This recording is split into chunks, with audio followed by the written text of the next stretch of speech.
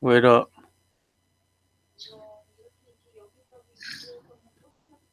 Is it on? Okay. Wait up. It's live. Live. Let's go. All right. It's live. Hickman Brothers. The So, first ever. The first ever Hickman Brothers podcast. I'm just here for the ride. And you know what it is. Hey, let's talk about the last year, man, because the last year I think a lot of people want to know, man, because you guys kind of appeared.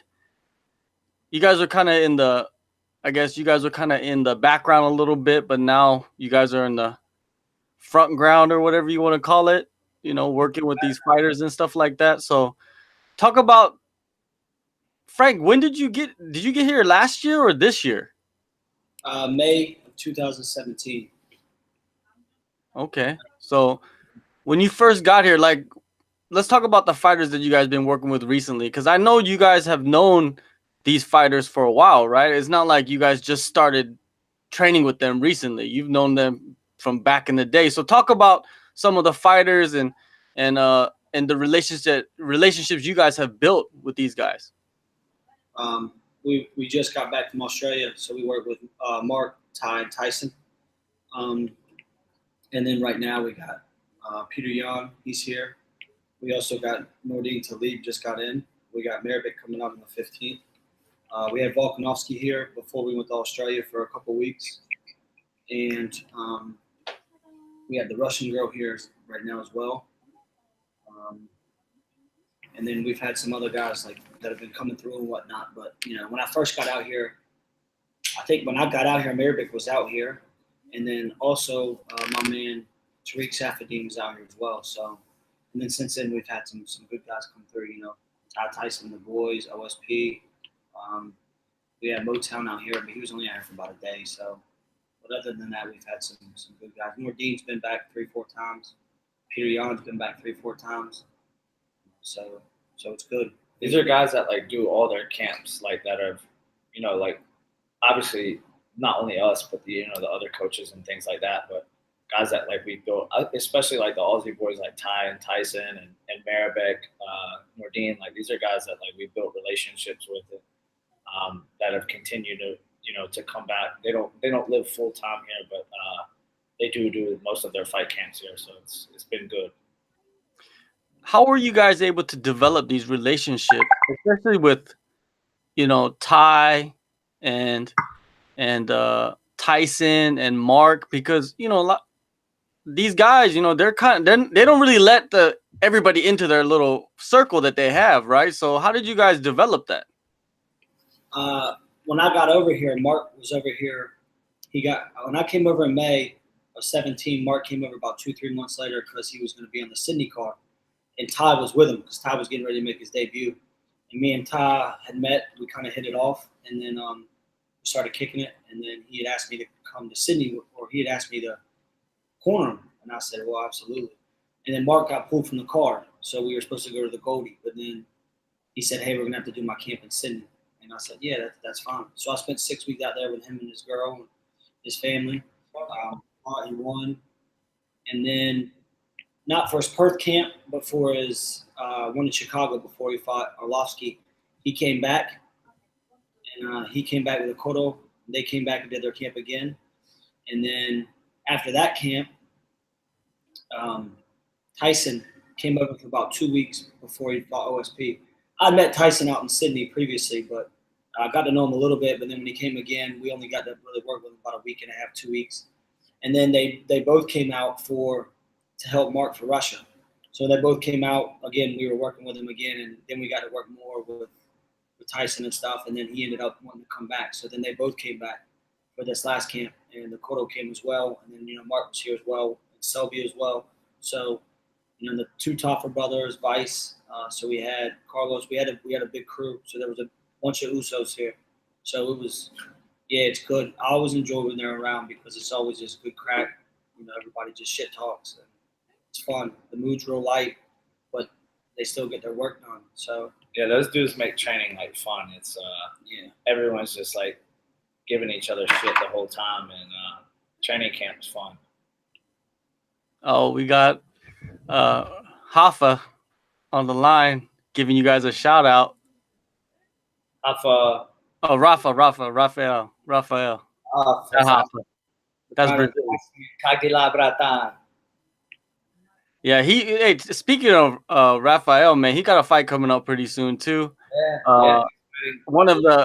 I think he's like one of the untapped, like diamonds out there that people kind of know about. I think people that been to Tiger Muay Thai, they probably know who he is, but for the rest of the world, they kind of don't understand like how good this guy is. Talk about him, man. Like, how good is he? Because I know you guys put in a lot of work over the years with him, and there's a lot of footage out there of you guys putting it down. He's before he was at a different gym before, and I think like if you follow like striking sports, people probably seen him. Like Dana White retweeted his lean back, and like before I really knew him, I thought he was just a really good kickboxer and Muay Thai fighter that was like transitioning to MMA. And then the first time I ever trained with him at Tiger, he submitted me and made me tap, and I was like, "Yo, this dude is much more than what I thought he was." But yeah, bro, he's not only a fighter, but he's also a coach at Tiger, and he's got a huge heart. He's a technician in everywhere, and he's got a very open mind about training and about learning. And he's just a pleasure. He's like he's so funny. Like now his English is a lot better than when he first came. He speaks good English, and Frank and I joke with him all the time. But skill wise, yeah, I think outside of the UFC, he should be in the UFC now. And I think if he was in the UFC right now, he gives all the top guys in that weight division, problems. Like he's that good, and he's potential wise, the sky's the limit. He's still young, he's like mid-20s still. But yeah, not only can he strike, but he can wrestle and he can grapple, and he's a sponge. Like Frank wrestled with him today, and I was on the whistle and holding time and stuff and yelling, and Frank was in there scrapping with everybody, and he Frank showed him one thing and then he does it right away. He's a pleasure to work with. Yeah, man, he's real tough. He's strong everywhere, and he's just, when I try to spar with him, not that I'm no Pacquiao, but bro, the stuff he can do just amazing. And even watching him hit it on like high level guys, it's not just me, but he can hit it on these high level guys, and you can just see in their face they don't really know what to do, they don't know how to do it, and it's just like I kind of just shake my head. I'm just like, man, this dude is next level. And like I said, he should have been on the Contender Series once or twice, but water under the bridge. He leaves the 16th to go to Kazakhstan. He fights the 21st, so I'm excited for him. It's 3 hours from his hometown, so yeah, it's been long overdue, to be honest. So and he works all the time. He's always holding pads, teaching class, training. He's he's a pleasure to work with and a pleasure to be around. Yeah, one thing I noticed about his classes is that he does a lot of combination work with everybody. Like a lot of other instructors, they don't really do that. I don't see it as much, but he seems like he's really giving everybody that he teaches what he has, the knowledge that he has. Like, and he'll teach you what he's done in fights. Yeah. Like that's even crazier. That's he really does. Like the stuff he shows you is not like, hey, go do this. Like he really, like the stuff he teaches, he uses, and again, he's like a student of the game. He's not happy with where he's at. He's always learning and improving, and he's like, not only does he coach, but he trains full time as well. Like he always shows up to practice. He's never late. He's always on time. And when he's there, he gives it his all. But he's got a real weird style, like he's obviously, everyone knows him. That's the thing, is like in MMA, I don't think anyone's ever seen him go on the ground or anything. So no one really knows how good he is. Obviously we do. But yeah, he's the total package, man. He's the total package, and I'm excited to see what the future holds. Because, I was messing with him today. It's been literally like right at a year since he's last fought. So it's been a long time. So I'm super excited to see him get in there and throw down. Well, the people that are listening, if you have any questions for Frank or George, just write them, in the comments, and then, it lets the podcast flow a little bit better. But, this podcast is not all about MMA. It's not all about, fighting. I mean, we talk about everything. Like, what are you guys into and shit like that? You know what I mean? Like, other than teaching, training, all that shit that's going on in your life, what are you into? I know Frank is like, he's deep into that music. So let's get into some of that shit, We just had a kid, so that's been the focus. I think recently is the kid. We come home, and then I try to see the kid, but whatnot. My niece Nada, so she's been sleeping, and she'll wake up and start screaming early in the morning. But Take a shit. yeah, but I usually sleep through it. I don't really hear it in the morning time, so It's amazing how life changes when you have a kid. Well, I think you told me that before, but it's so true. It's so true. Yeah, it affects you so much. You know what I mean? Like, your schedule is completely different. Like, shit that like mattered before Doesn't matter now. doesn't matter anymore. It's like little shit. It's like you could just like forget about it. Fuck it. Get out of here. You know what I mean? Like, you don't need that shit. You don't need that garbage in your life. So it kind of allows you to. I agree 100%.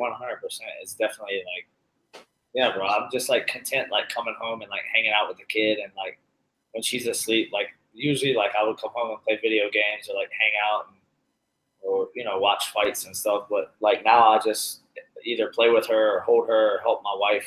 God forbid, like I have a whole new like found respect for women after like witnessing the birth, and then like the things like, because it's like she taps me at night and I wake up and like hold her legs up while she cleans her butt and like changes her diapers and stuff. But like it's like she's like feeding her and rocking her to sleep, and like, yeah, bro, it's a whole new found respect for women after having a kid. And also, like, if I don't want to do some shit, like if I don't want to be with somebody and they want to do some shit, like I'll just be like, hey, I gotta go take care of my kid. You know what I mean? It's like a good ass excuse for everything. So easy. Like Woody, the old fitness trainer, used to give me shit all the time because like before I would just be like, peace out wherever we were at, and like I wouldn't say anything. But now, like before, then he was always make fun of me and mock me, like, I got a pregnant wife at home. But it was like when my wife was pregnant, I would just be like, oh, I gotta go take care of my wife. Like she's pregnant, she's hungry. I gotta do this, do that.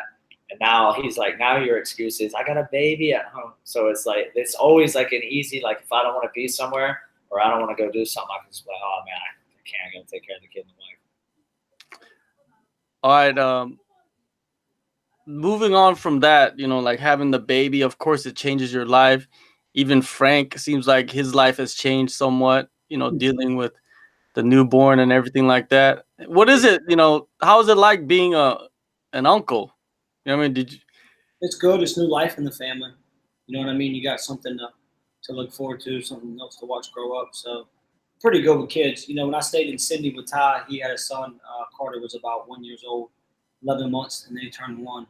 So I was around him all the time, and I got pretty good with him. And then before Nada was born, man used to say, she's like, oh, you're pretty good with kids. And I was like, yeah, I spent 6 weeks with one. So I mean, I'm good with them, but she's so small. You know what I mean? It's not. Yes. But it's good. My mom's coming over in a week. She's going to be here for Christmas and stuff. She's excited. So everybody's excited. Everybody's fired up. You know what I mean? Gives us something to look forward to. Maybe female Muay Thai fighter in the family.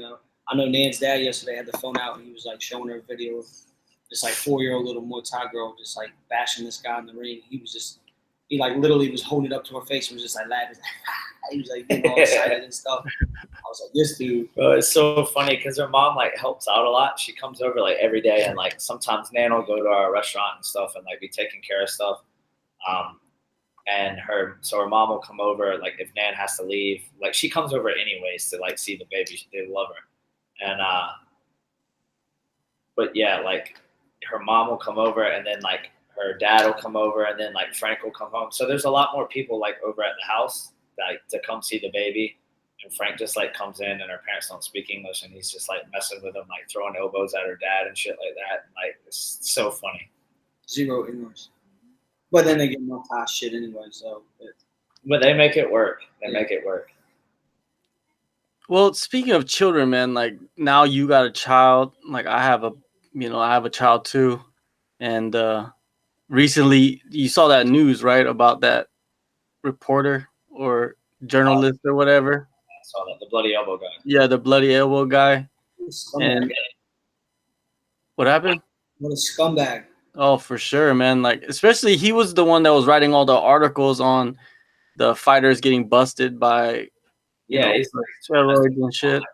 But then he's got his own dirt that's like not even like that's a whole next level other kind of shit. But it sucks for like the like company because like it could you don't know, like especially in journalism, like they probably don't know a lot of each other. Like they just work for the same company, but probably That's definitely true. That's completely true. Like sometimes you work for people, you never even meet them. All you know is like you just go on to like the WordPress and do your work, and then they pay you for what you do. Like you're hanging out, you see him, and you like a read, like, oh, that guy's kind of creepy. Like that sucks, but could have been anywhere. But still, bro, that's like it's next level. Yeah, it just brings like a bad light to Well, it just brings a bad light to like MMA in general. I think to combat sports, it doesn't even matter if it's a journalist or not. You know what I mean? Like, sure. and that is attached to it. Bury the dog. That has that negative shit to it. Like that's like next level. It's not like, I don't want to give an example. John Jones went hard on him though, you know? Yeah, he did. I saw that. John Jones did. Yeah. Oh, really? I didn't see that. Because John Jones has like 3 daughters. So, you know, you probably heard that. And he went at John Jones pretty hard in his articles. So, you know, of course he's gonna fire back and say like if he's lucky he don't live in my city, because the dude didn't even go to prison for that shit. Dude is free. Yeah. Oh shit.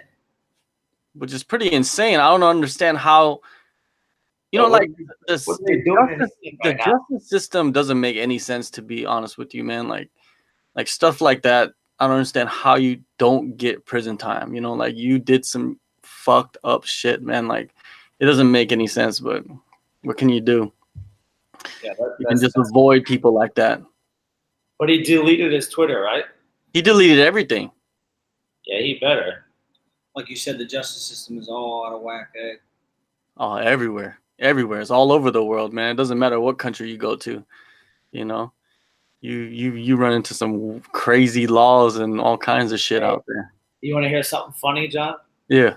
You know who just commented on the link that I shared earlier? Who? Dennis Bermudez. What did he say? He was like, we got to get you and Frank on my podcast, and I'll get on yours. Oh, Dennis Bermudez has a podcast? I guess so. Yeah, that's all he does. I've watched a couple. I like Bermudez.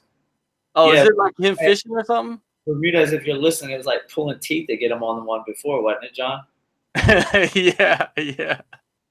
But, you know, he came on a couple times, though, you know, so shout out to Dennis Bermudez for coming on. You know, he's in a rough patch right now in his fight career, but what can you do, man? You get in your rough patches and you get out of those rough patches. So shout out to Dennis Bermudez, man. I still think he's one of the best out there. So I know him firsthand. Like he's something else, man. He's something else. Like he'll be fine, bro. He'll be fine. First time I met Dennis Bermudez, we were at Bloom Camp, and I used to go every year by myself because my team would go somewhere else in North Carolina. And they'd put me on like an orphan team, and usually the orphan team was kind of trash. Like they were just like kind of like the oddballs, whatever. Well, this orphan team were actually really good. We took second, right? And I remember the first time I met him, he like came over, and I was like sitting down, and he was like, oh, what do you think I should do when I go out there? Should I crab? He's like, should I put him in a crab and like go half? I'm like, yeah. I was like, go for it. I was like, if you do it, that'd be pretty good. You're calling it right now. I mean, he goes out there, match is in second period. He picks bottom. Dude turns him up and just pins him, and he comes off the mat. And I was just like, hey, man, how about that crab half, eh? Bro, he got packed up in the second period. I felt bad. And then after that, he ended up going to Bloom and then, you know, wrestling with George. And then he wrestled with me for a year. And then when George graduated, he'd come into Bloom and He came once or twice and would come work out with us and stuff and stay a couple of days or so. Like once he was in the UFC, right? Yeah, he'd come in and work, and just kick it with us and whatnot over Christmas break. So always got love for Bermudez. Justin Tafa, he just came on and said, "What? Hey fellas, hey young fellas." Somebody get that guy on Ryzen. That's my favorite top. Hey, I heard some rumors that from the bird on the street that Ryzen is very interested in the Tafa brothers. I just heard, I'm just, who am I? But I'm just saying, Bro, you're like the king of Asian MMA. like I just heard some shit. Like the Tafa brothers are a very big interest in that area. So. Get that guy a fight on Ryzen. Like I just met him this time when like Ty and Tyson and Mark and all of them came. He was a training partner for all the boys, and man, he's very skilled. He belongs in a big promotion. Yeah, like who was that dude in the picture when you guys took the picture together? He looked like I don't know if he was Samoan, but he was an Islander. But he looked like he was like 6'9", jack, like on swole, like karate body like a motherfucker. Like who was that dude? Gotta be. Tafa is very talented. He's like me, southpaw, but also he can wrestle and he's athletic and he moves well. And I heard a little birdie said that somebody mentioned Bob Sapp. Hey, is this one of the guys? No, he's not in there. Really? Yeah. I was going to be biased. It's a picture of like at least there was like 20 people in there, but the dude was I don't even know. Like I was like, who is that dude? I'm thinking like that dude's probably out there just grinding slowly, quietly, about to make his debut somewhere. Just smack. This past fight camp, just recently or one before? Just recently. Like the picture is not that old. Was it this one? Is the guy in the black at the end? I don't know. Man, how many pictures you want me to show you? No, you don't need to show me any pictures. I'm just saying that there was a dude like that. You know what I mean? We don't need to. There's like so many of those Islanders are like huge. But yeah, bro, Justin is. That shit look like a prison shot. It might have been his brother. Was it his brother Junior? Yeah, I don't know, but dude was just. Yeah. He was built too, like he was cut up. You know what I mean? Like he looked like The Rock and shit. Like maybe Carlos. That was Carlos. He just fought on last. Because the guy we're thinking, yeah, he just fought. No, Eternal. He fought in Eternal the other weekend. Oh, did he? Okay. Yeah, the one we're thinking of, because you said cut up, and that dude is cut up because they're all a little bit bigger, but he's. Yeah, he was like the dude I'm talking about was like really tall, cut up, big as a motherfucker. Probably him. Yeah. Eternal, the best MMA in Australia. According to Asheville Castro, they engaged. Yeah, best in Australia. Yeah. Shout out to Ash from Engage. Shout out to him. Yeah. Oh, Ashley. My boy. Nah, but yeah, to end on that, Justin, he's legit, bro. He needs to get in.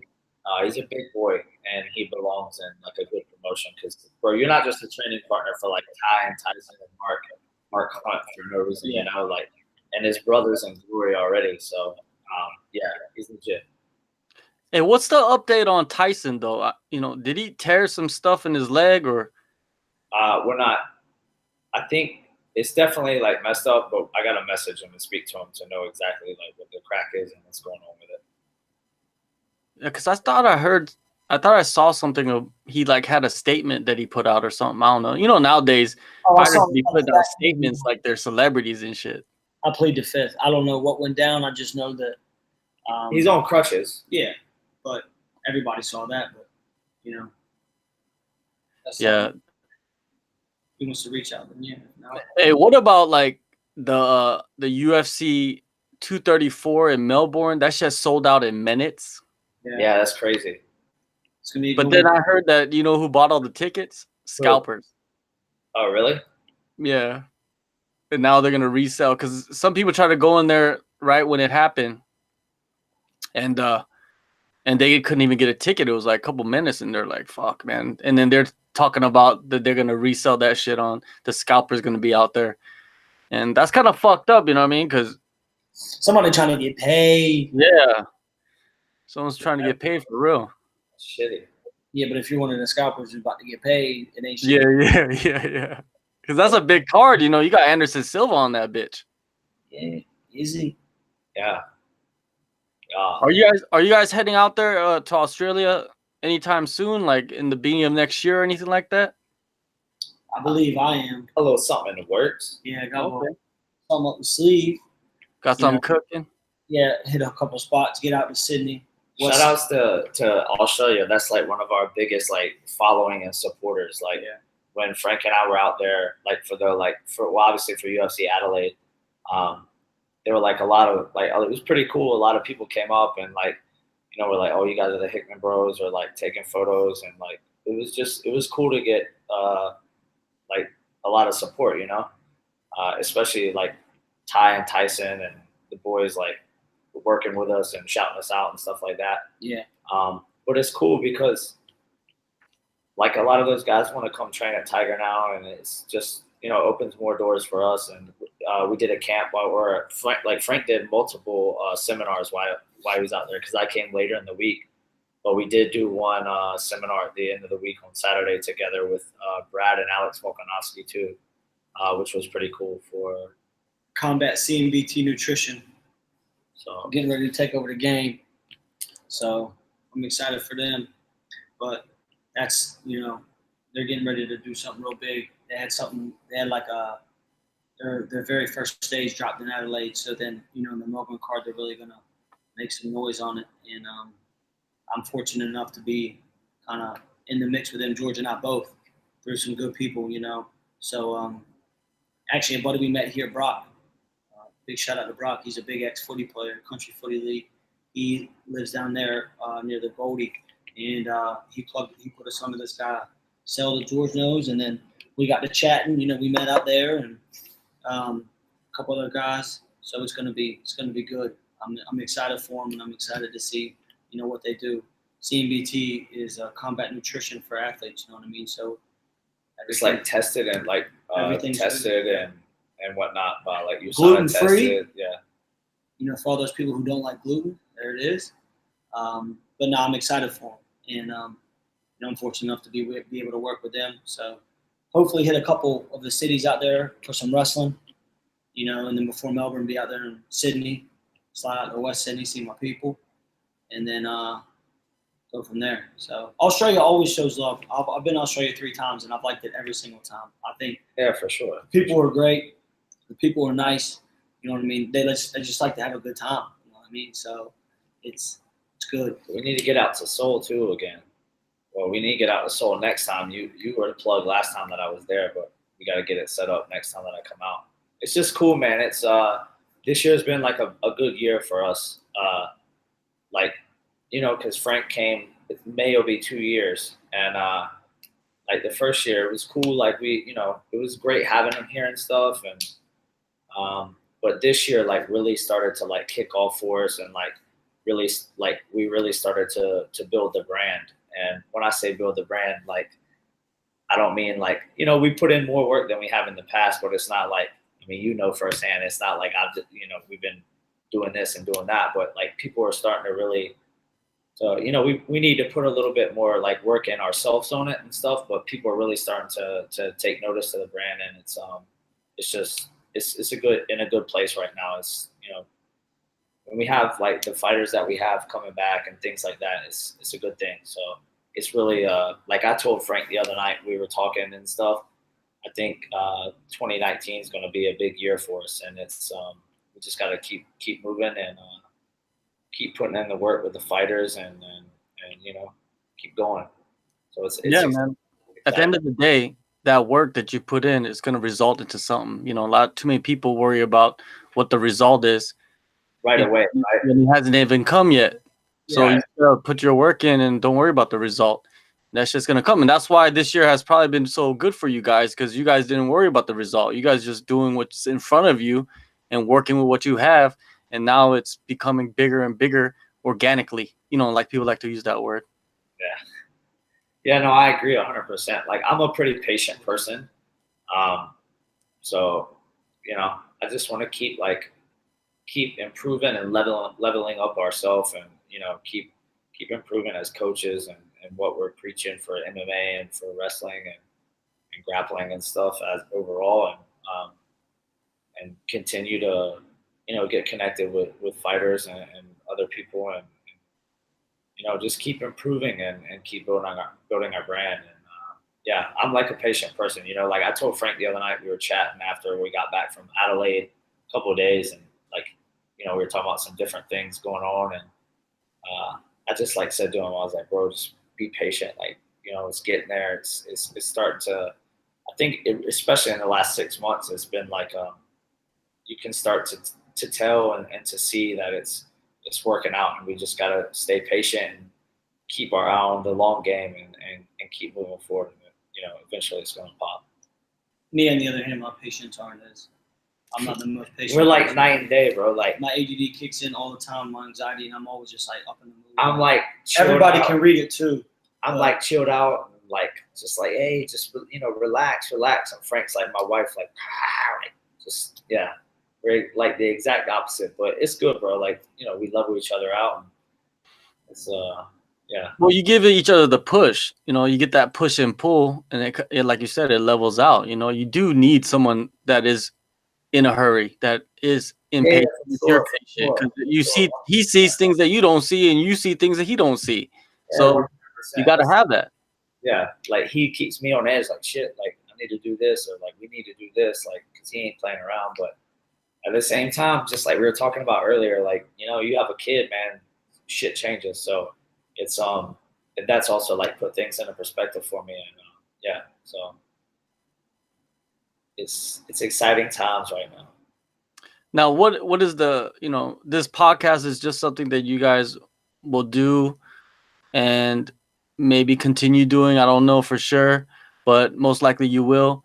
Now for 2019, is there anything that you guys have set that you guys are gonna go into doing, or is there anything you could announce? No, I just think like we're gonna start. We've been planning designs. We're obviously gonna make T-shirts, Hickman Brothers T-shirts. So I'm pretty excited about that. And then we're gonna give them out. Of course, like when you get let's say we make our first 100, whatever. We'll give them out to like, of course, family and stuff, but our boys, like the ones that have supported us, like the boys from Tiger and everything like that. Of course, the Usos, everybody like that. So I'm gonna have to make some big T-shirts. You know what I mean? What I mean? Of course they're gonna get them. And then of course like Nervik, our Chechens, the Russians, everything like that. Like the people that have been, around and been in there with us and stuff like that. So, and then from there, we're gonna be able to make them to where like if you want one, like for the customers and stuff. Because I've had customers ask me, I've had customers ask us about T-shirts and everything like that. Like, hey, do you guys make this?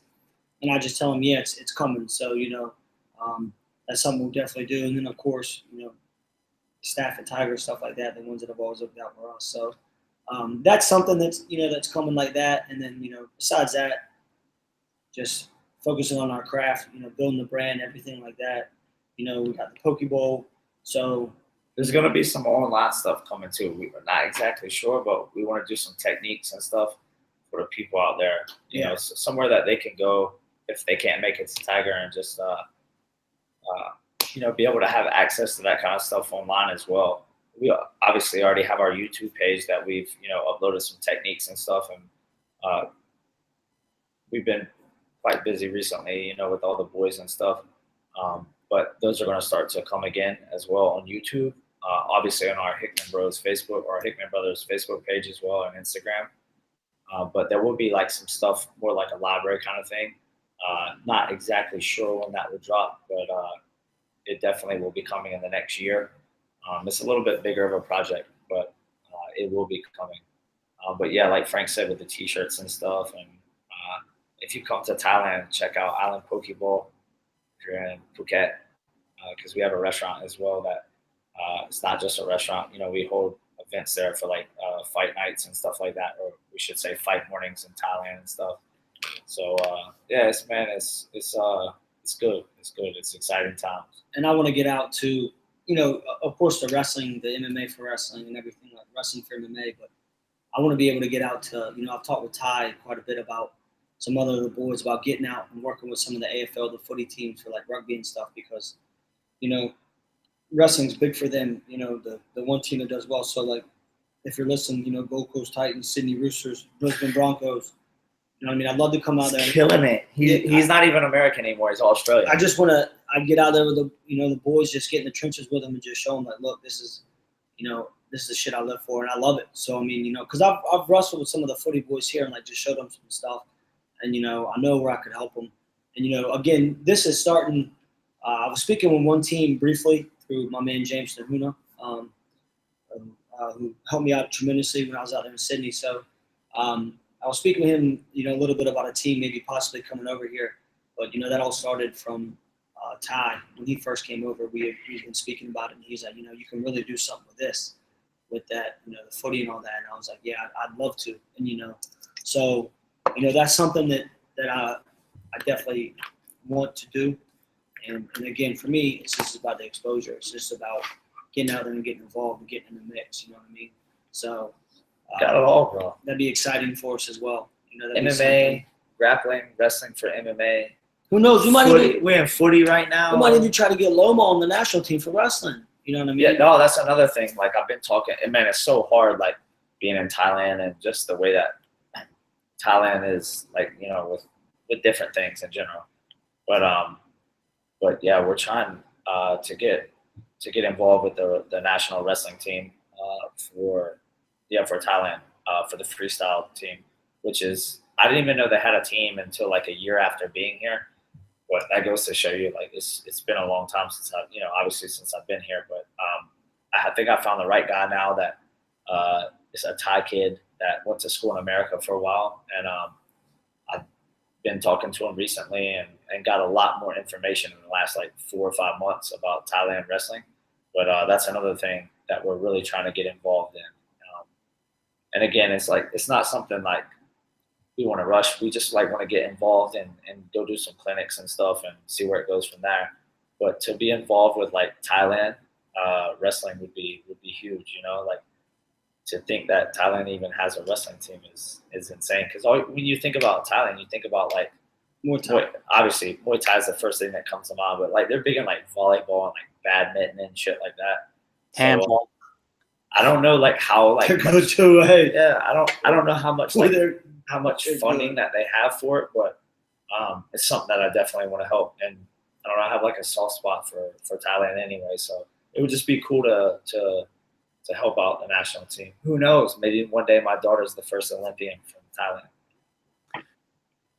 Southeast Asia is just like untapped even right now, man. It's 2018 and it's still untapped. And everything like MMA, wrestling, like jiu-jitsu, everything. It's like they have all these things in Southeast Asia, but there's like, again, I don't know how much like, at least for Thailand, I don't know how much funding they have. So it's just something, there's, you know, it's just like, imagine like if there was like a focus point put on like it is for Muay Thai, how big Muay Thai is. That obviously they have really good, you know, good athletes, and there's a lot of good things, but man, yeah. And even outside of just like Thailand athletics, like in Thailand, like people coming to train MMA, and it's just, man, especially for combat sports. Yeah, man. Think of right now, Vietnam, I heard, is just blowing the fuck up. Like, they got money out there like crazy, and like it's opening the country up. And I heard MMA is huge out there. And you know, if MMA is huge, wrestling, striking, everything is gonna be huge, you know? Yeah, one of my boys owns a big MMA gym there. Shout outs to Saigon Sports. So if you go to Vietnam, check that out. But yeah, man, there's like, it's isn't ONE FC going to Vietnam next year? I think I heard that. Championship, sir. Sorry, one championship. I think that they are going out there next year. But yeah, man, there's like combat sports is huge. Obviously in Asia, it's huge. But yeah, it would definitely, you know, to not only to be able to be involved with like international fighters that come into Thailand and to Tiger and Phuket in general, to be able to help like the country that we live in and stuff like that would be, for me, it would be awesome. Imagine you guys become like head coaches of different countries in Southeast Asia, and you have to go head to head and shit. That shit would be funny as a motherfucker. That would be funny as shit. But like even like it would be even better because for me, man, like I've been here now almost 5 years, and having my brother here and like both of us doing what we love to do is It's awesome. It's awesome. It's incredible. But especially like him being here and us coaching together every day. Like, of course, sometimes we want to kill each other because we're brothers, but to be able to not only do what we love for work and live in paradise, but also to be able to like last week or 2 weeks ago be at UFC Adelaide and like coaching together and traveling the world like that, man. That's to me that's like it's incredible. But if we were to be able to help Thailand wrestling or something like that as like an extra, that would be like. Imagine these two American kids, like from like some little beach town in America that wrestled, their whole lives, and then got into MMA, and then like coaching like in a foreign land. Like, man, that's like, fuck, we could write a book about that. Well, you guys are like the outcast of MMA. In what way, John? I'll take You it. guys are a duo. You guys are doing your thing. You're bringing the southern flavor a little bit. You know what I mean? A little bit. And making your own path. Like for real, like you guys are making your own path in that area of the world, and the road has just started. It has, because there's no reason. I was telling him the whole Western world for the MMA and everything, leave it. Like, don't want to go that route. I want to, like what he said, I want to focus on Southeast Asia. I want to focus on Australia. You know what I mean? Yeah, on this side of the world. I want to focus on this side because, like you say, it's so untapped. It's so untapped. And with the people we know and with the guys who are working with, like the Tysons, the Tafas, they're so young and they're so raw at it. You know what I mean? Like you haven't even peeled the layers back yet. You know what I mean? That's what people really don't understand.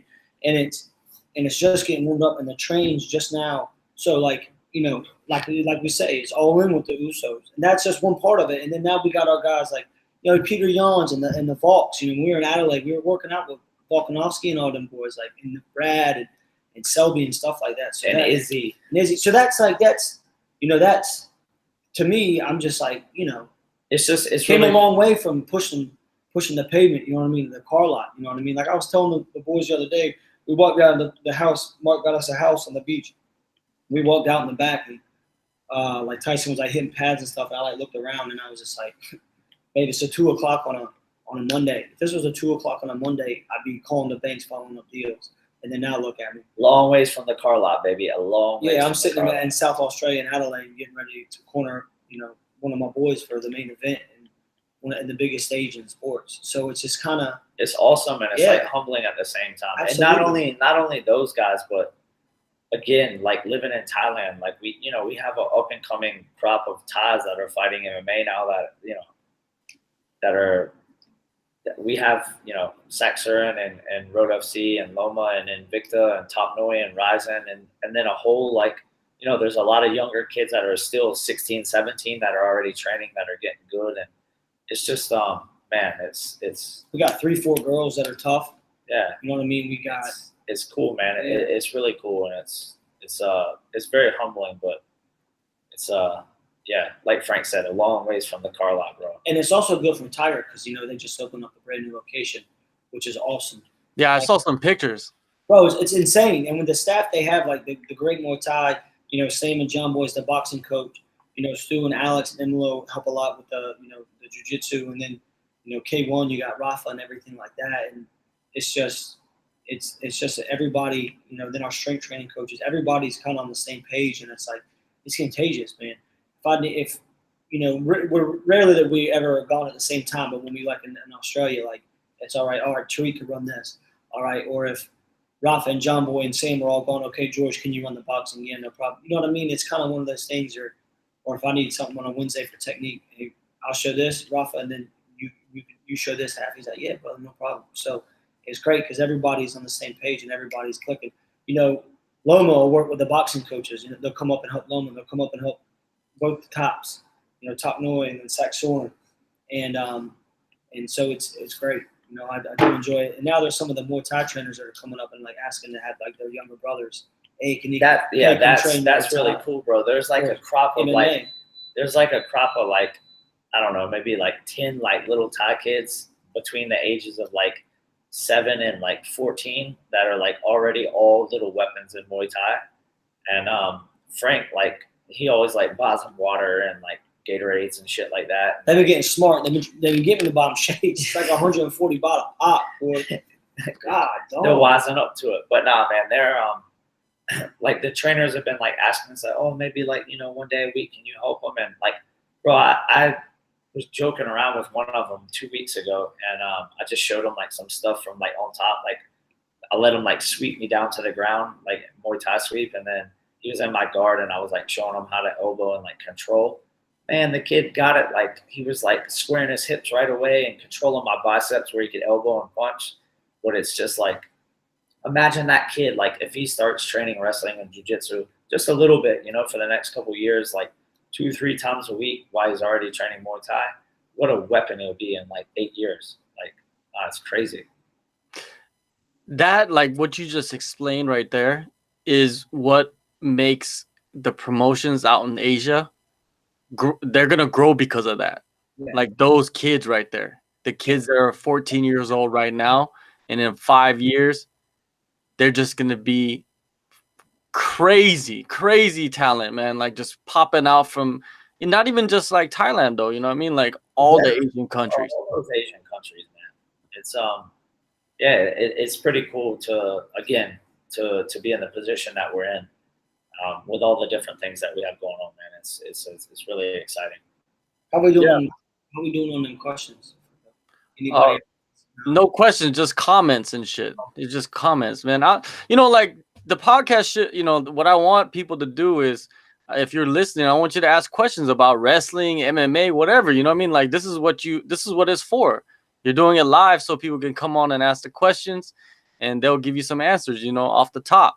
So, that's what we want, but there are no questions. They just want to comment about, shit. So it's the first one. So, people see the first one later on, maybe they'll hop on live on the second one. It's just the beginning, like everything else. But I think the reason why I think the podcast is good for you guys is you guys can kind of express the journey that you guys are going on. Yeah. And kind of give updates on like what's happening in your life. And it's shout out to that guy, by the way. Kai Kara France. Yeah. The kid. Shout outs to him. And he's fighting again in Melbourne, which is exciting. So let's talk about or I was going to ask you this weekend coming up on your thoughts on the Milwaukee card. Obviously, I'm going to take my man Hangman Dan to beat Barboza, but how do you think it's going to go against Motown versus Ally Aquino? Yeah, the real estate manager, foreclosure. I got love for Ally. I obviously, like we met Motown. He's a cool dude. I train with him a lot. He's a cool dude. But I also got love for Aquino. Like, I just love him, bro. He's funny as shit. Yeah, man. Like in that fight, I just think that, I think that Kevin Lee is just too strong. Yeah. I think he's gonna get the revenge, in that fight. I think that he's gonna take him down, man. I think he's wrestling good enough to take down Al and then choke his ass out, like he's done to so many other dudes. I don't even think it's gonna take that long, to be honest with you.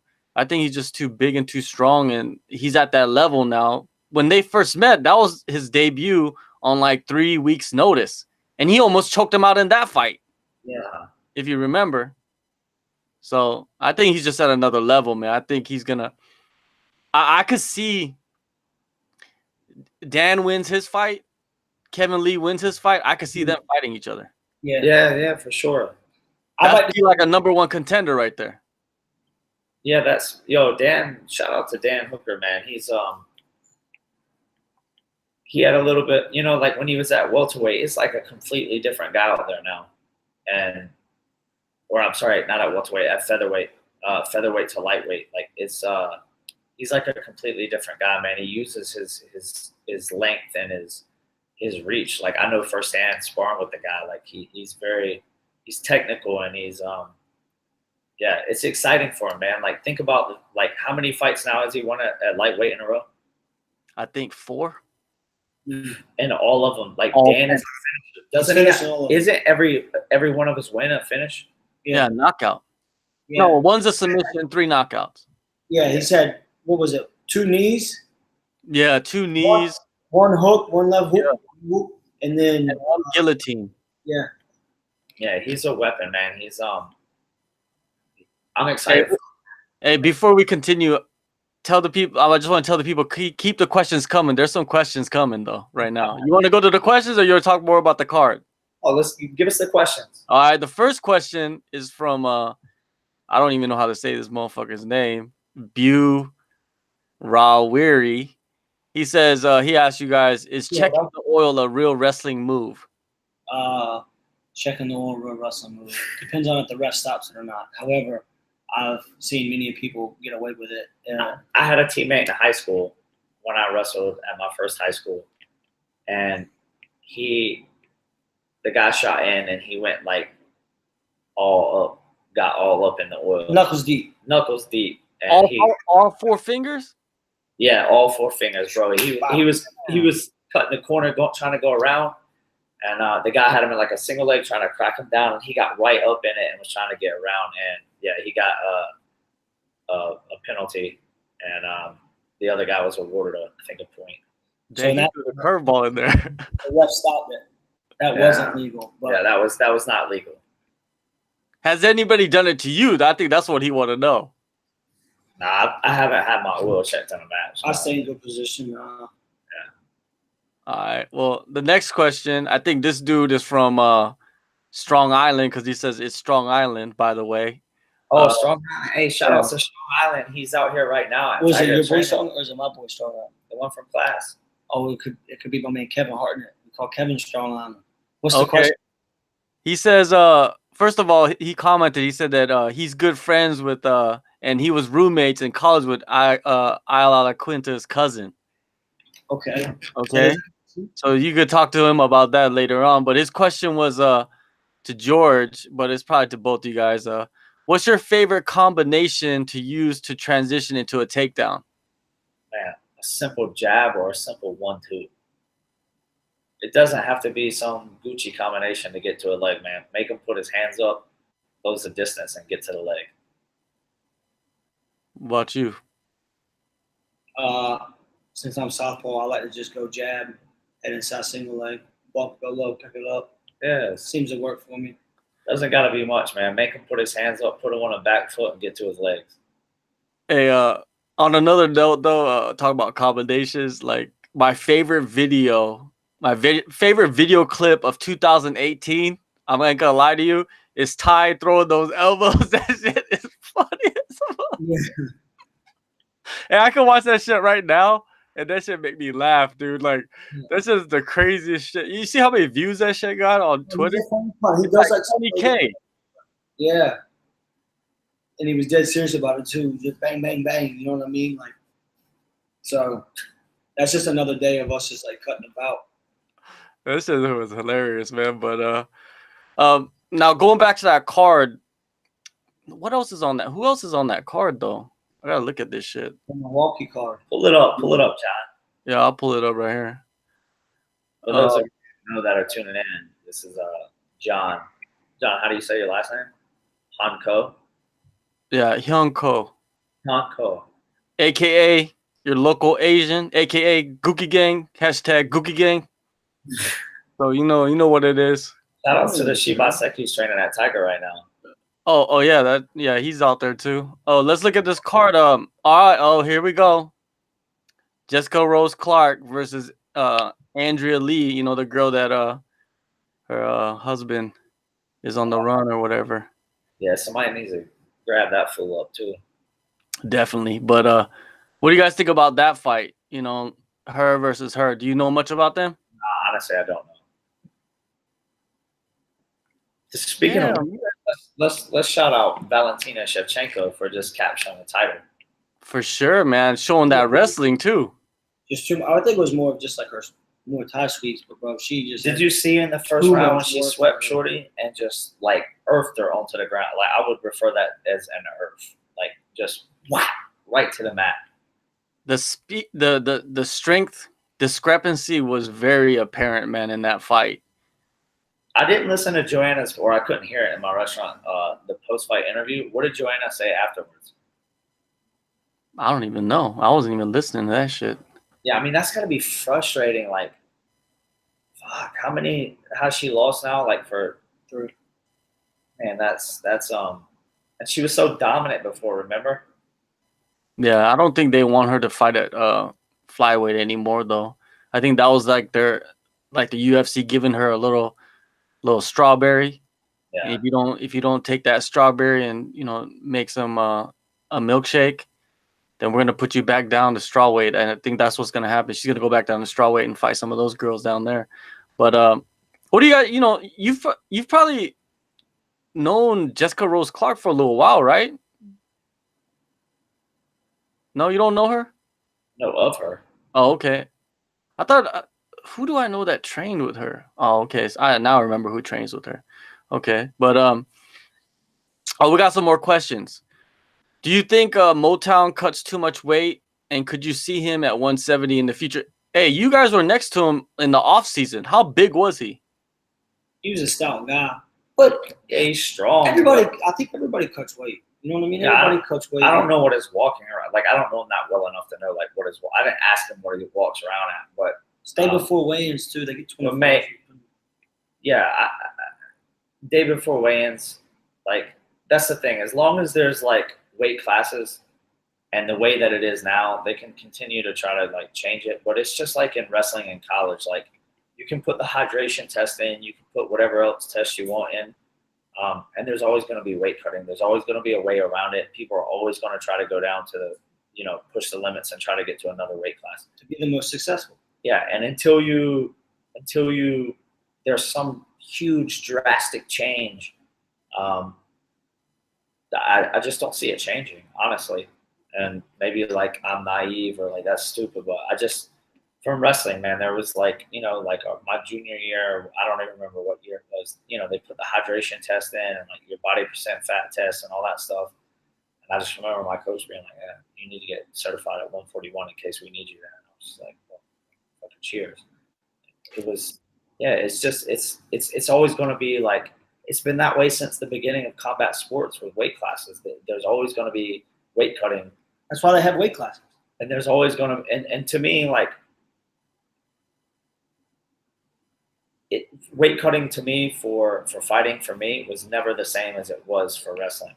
Like for wrestling in high school, I did it terrible. Like it was absurd how I cut weight. And I think a lot of people are like that in high school. In college, it wasn't as bad. Like I didn't starve myself as much or like dehydrate myself as much, but it was still the same. Like I still did it. But for MMA, when I've cut weight, it's always been like, I've used like Lockhart and stuff. He was one of my friends, so I was lucky to be able to use that stuff. And it, of course, whether you cut 2 pounds or you cut 20 pounds, it sucks either way. And obviously one sucks more than the other, but I think that as long as there's weight classes and there's always going to be a way around it or people are going to push the limits. But I think that I just talking about like Motown, I think about like some of the welterweights I know, like Douglas Lima. That dude is huge. Like if he went up, he'd be so small compared to him. But who knows? Some guys that are smaller can not have to cut as much weight and they still do well because they're really strong or whatnot, or whatever it may be. But yeah, I just think he would be kind of small at welterweight. Ways around that hydration test, boy. Then they changed the laws, and then it was, they really started cracking down. Then they put like the blue dye in the toilets and stuff, so you couldn't dip it in the toilet water and everything like that, and it spun everybody out.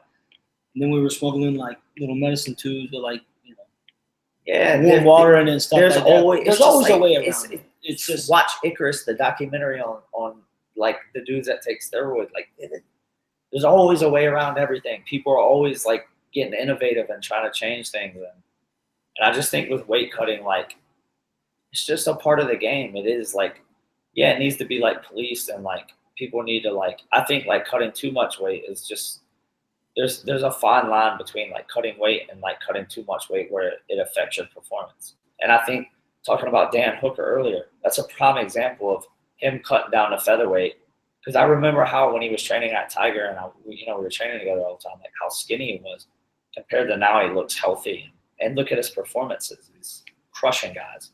So I think there's like a fine line between like cutting weight and then like cutting an excess amount of weight that it affects your performance.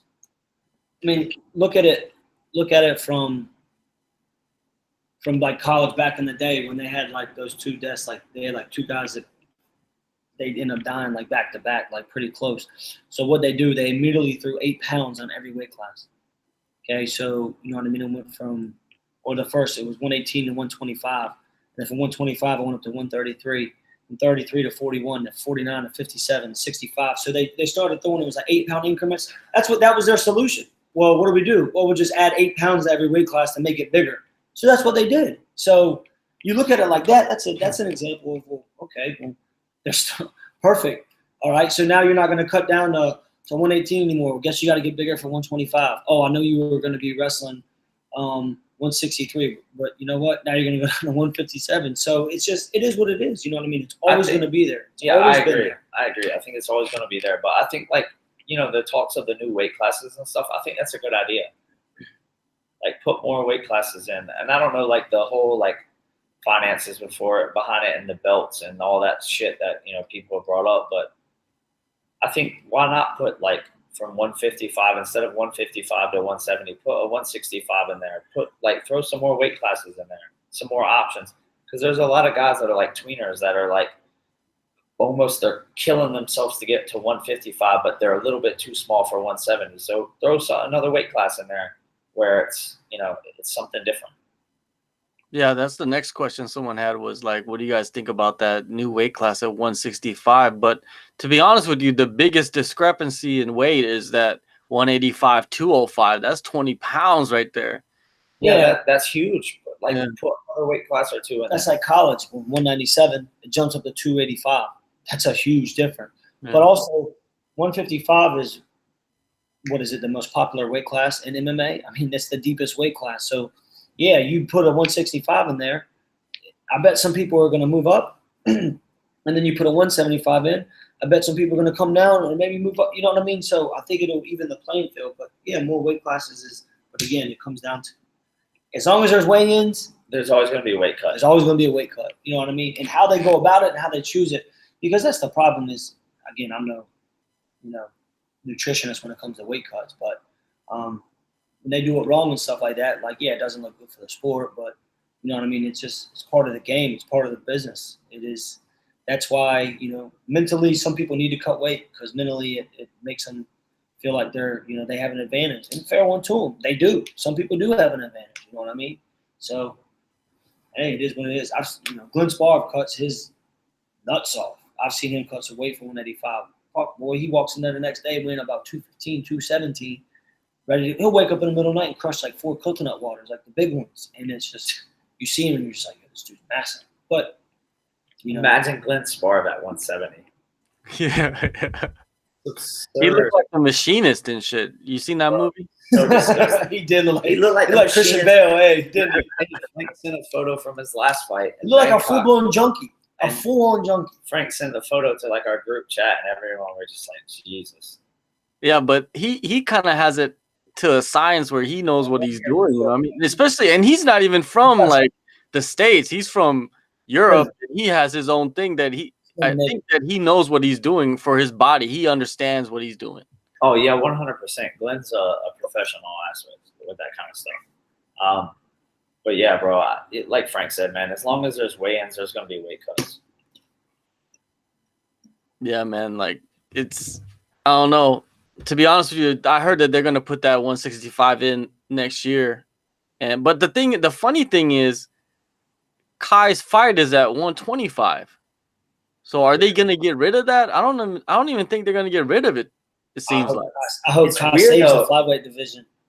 It's weird because like they cut Ben Wynn the other day.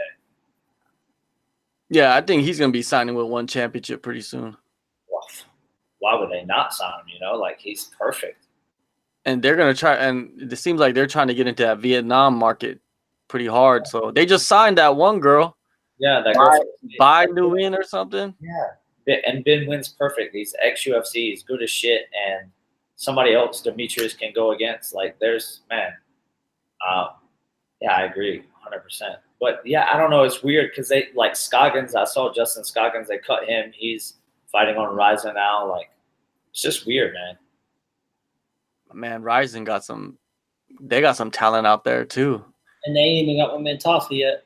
I'm excited to see. Yeah, for sure.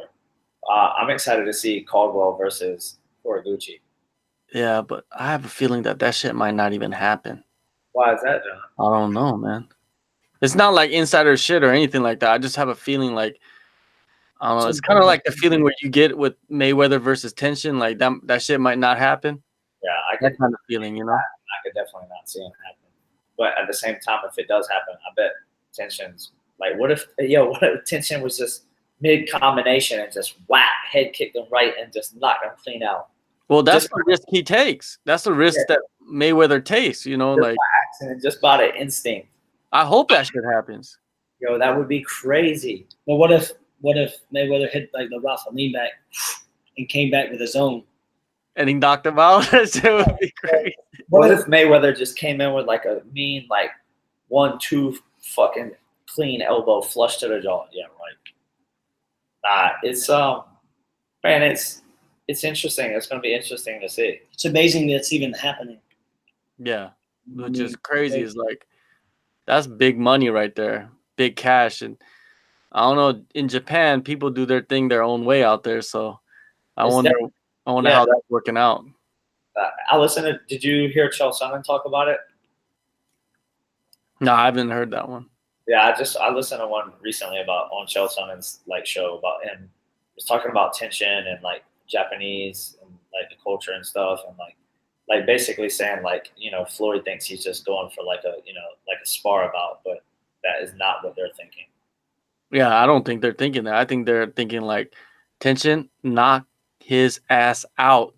Oh, 100%. Rolling Thunder, motherfucker. Yeah, he's coming for it. Yeah, like he has nothing to lose. What are they gonna do? He's gonna, you know, he's in Japan. They ain't gonna do shit. They can't do shit. Like even if they don't even pay him, I don't think he could do shit. Yeah, they're not doing shit. He said, "Did you see that video where he's like, yeah, you know, I love the country of Tokyo." Stop. I ain't lying, man. That's a video. Like it's in the promo. I'm gonna Google it. He said, "I love the country of Tokyo." What a ledge.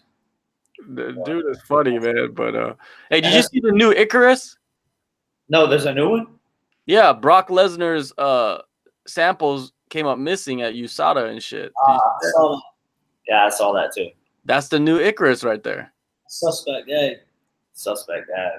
Yeah, you know, like they got the Russians out there, you know, working at the lab. Yeah, bro, there's always, even with that shit, it's always going to be changing. They're always going to be finding ways around the shit to beat the test and like, sad. Yeah, man. Anyways, let's shut this shit down. It's been about an hour, a little bit over an hour. I think that's enough time, you know, and episode 1 in the books. Yeah, and people that are gonna watch this or watching now, you know, the Hickman brothers are grateful. More questions would be better. Any questions, wrestling, MMA, anything, ask them in the comments. And yeah, it was good talking to you guys. Hickman Brothers podcast. Check it out. Go subscribe to the YouTube page. Go to the Facebook page. Like it, follow it, share everything, comment on it. You know, more videos to come, more technique videos, more just life videos from the brothers. The end of the year, brothers. Exactly. All right.